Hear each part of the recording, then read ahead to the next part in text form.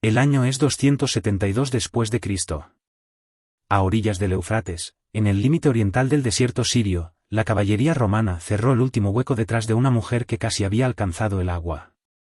Hacía días que había salido a caballo de una ciudad sitiada. Apostó a que podría cruzar a Persia, llegar hasta el ejército que había allí y traerlo de vuelta hacia el oeste. No llegó al agua. Los jinetes la alcanzaron en la misma orilla del río. Y las cadenas se cerraron en sus muñecas mientras la corriente que necesitaba seguía frente a ella, tan cerca que podía verla. La guerra había terminado. La perdió allí, en el río. Su nombre era Zenobia. 18 meses antes, gobernaba desde los campos de trigo de Egipto hasta la costa de Anatolia. Había declarado emperador a su joven hijo. Se había llamado a sí misma igual a Roma. Y durante una temporada, el mapa le dio la razón. Ahora era prisionera de un destacamento de caballería. Y el imperio al que desafió tenía una regla para mujeres como ella. La regla era antigua y sencilla: todo rebelde que amenazara a Roma a esta escala moría. Eran estrangulados en la oscuridad de la prisión tuyana después de ser paseados por la ciudad. Eran exhibidos como cabezas cortadas. Se convertían en ejemplos porque el ejemplo era el objetivo. Zenobia no. El emperador que la capturó, un duro soldado llamado Aureliano, rompió la regla más antigua del imperio sobre los rebeldes y la mantuvo con vida. Esta es la historia de cómo una reina provincial obligó al emperador más disciplinado de Roma a romper esa regla y de lo que le costó ser la excepción. 3 años antes, no era una prisionera. Era la persona más peligrosa del mundo romano. Palmira era una ciudad caravanera enclavada en el desierto sirio, sobre las rutas comerciales entre Roma y Oriente, y el comercio la había hecho inmensamente rica. Sobre el papel era una posesión romana. El marido de Zenobia, Odenato, había sido el hombre fuerte de Roma en aquella parte del mundo, el que mantuvo la frontera persa durante los años en que el gobierno central de Roma se desgarraba en una larga cadena de guerras civiles y colapso. Hacia el año 267, Odenato y su hijo mayor fueron asesinados.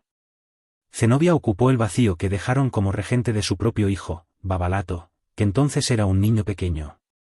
Durante un breve tiempo gobernó como gobierna una regente, manteniendo el asiento para un niño. Luego dejó de hacerlo. Hacia el año 270, un ejército palmireño marchó sobre Egipto. Lo comandaba su general, un hombre llamado Zabdas. El prefecto romano que intentó defender la provincia, Tenagino Probo, fue derrotado. Y en Alejandría, el gran puerto que alimentaba la propia ciudad de Roma, el puerto quedó en silencio. Imagina lo que significaba ese silencio. Alejandría era donde se cargaba la flota de grano. El calor subía del delta del Nilo en oleadas y el aire del distrito portuario olía a los almacenes de trigo. Miles de toneladas de trigo esperaban en los muelles. Los barcos que debían llevar ese trigo hacia el oeste para alimentar a 1 millón de bocas romanas permanecían amarrados. No zarparon porque la mujer que ahora controlaba los muelles no les había dado permiso. En algún lugar al este de ese puerto, Zenobia recibió la noticia de que Egipto era suyo. Y entendió exactamente lo que acababa de hacer. Tomar Egipto no era expandir un reino. Egipto era el pan de Roma. Controlar Alejandría era poner una mano alrededor de la garganta de la capital y sentir su pulso. Sabía que ya no había vuelta atrás. Una regente que se apodera del suministro de grano imperial no ha hecho un movimiento audaz en una negociación. Se ha vuelto imperdonable. Y el frío escalofrío de eso venía acompañado de algo aún más frío, la certeza de que todos los caminos desde ese momento conducían a un ejército romano. Aún así, dio la orden. Durante casi un año, Roma casi no hizo nada.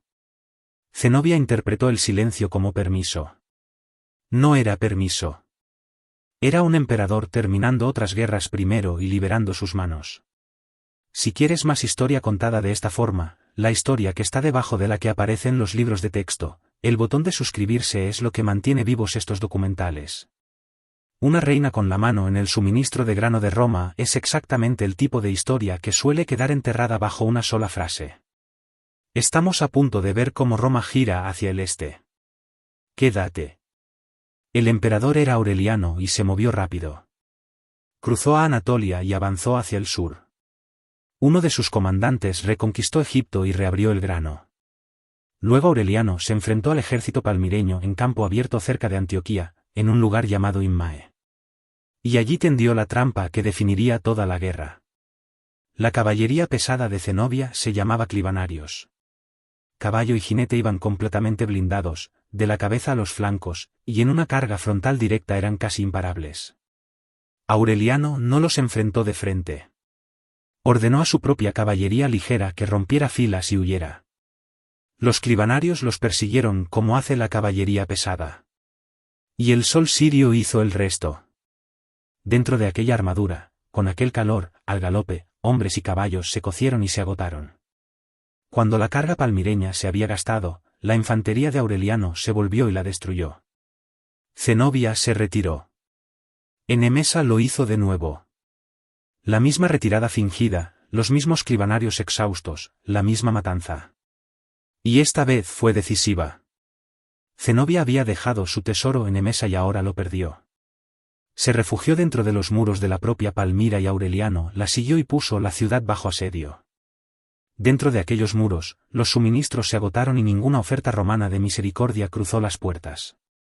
Así que Zenobia tomó una decisión que te dice todo sobre qué clase de gobernante era. No esperaría dentro de la ciudad el final. Cabalgaría ella misma hacia Persia, llegaría hasta el rey persa y traería un ejército de vuelta. Salió por las líneas del asedio por la noche, montada en un camello, hacia el desierto que había nacido para leer mejor que cualquier romano en aquel campamento. Imagina las pocas horas que siguieron. La noche del desierto es fría y el viento arrastra arena que se mete en los ojos y en la boca. Casi no hay sonido, solo la respiración del animal debajo de ella y el suave golpe de sus patas en la arena. Detrás, haciéndose más pequeña, la luz de las hogueras del campamento romano que apuesta a poder dejar atrás. Y dentro de ella, un tipo particular de terror, el terror de una mujer que nunca en su vida había sido impotente, midiendo ahora todo lo que era y todo lo que había construido contra la velocidad de un camello y la anchura de un río. Hacía las cuentas en la oscuridad. Las cuentas eran malas. Aún así cruzó las líneas del asedio y durante unas horas fue libre y la apuesta seguía viva. Este es el último tramo de la vida de Zenobia en el que todavía es reina y no prisionera. Todo lo que viene después del Éufrates es secuela. La capturaron en el río. Y aquí es donde la historia que Roma nos transmitió empieza a desmoronarse, porque lo que ocurrió después sobrevive en versiones, y las versiones no pueden ser todas ciertas. Después de su captura, Aureliano envió a Zenobia y a su hijo a Emesa para ser juzgados, junto con las principales figuras de la corte palmireña, incluido el célebre filósofo Longino. Las crónicas que nos han llegado, la historia augusta y el historiador Zósimo, dicen que en ese juicio Zenobia se quebró. Dicen que culpó a sus consejeros, que los arrojó a los lobos para salvar su propia vida y que Longino fue ejecutado por ello. Esa es la historia que Roma conservó, pero no existe ningún relato contemporáneo de ese juicio, ni uno solo. Todas las versiones que tenemos fueron escritas después por romanos para audiencias romanas. Y una Zenobia cobarde, una reina que traicionó a los hombres que la rodeaban en cuanto fue acorralada, era extraordinariamente conveniente para Aureliano.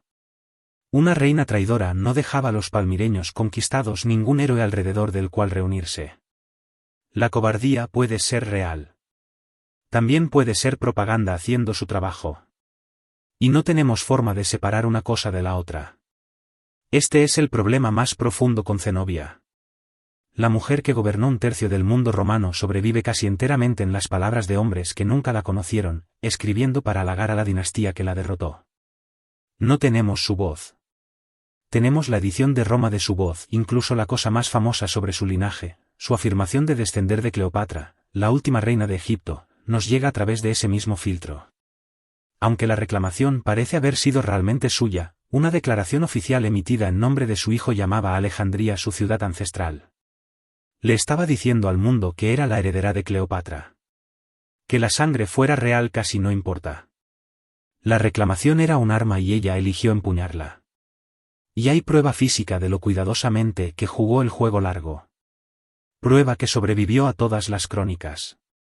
Antes de la ruptura abierta con Roma, se acuñaron monedas en Antioquía y en Alejandría que mostraban dos rostros juntos, su hijo Babalato y el emperador Aureliano uno al lado del otro. Esas monedas son una reina negociando la legitimidad de su hijo en metal dentro del sistema romano, probando cuánto toleraría el sistema antes de salirse completamente de él. Cuando finalmente se salió, Babalato fue proclamado Augusto, emperador pleno, igual y rival de Roma. Las monedas marcan el momento exacto en que terminó la negociación.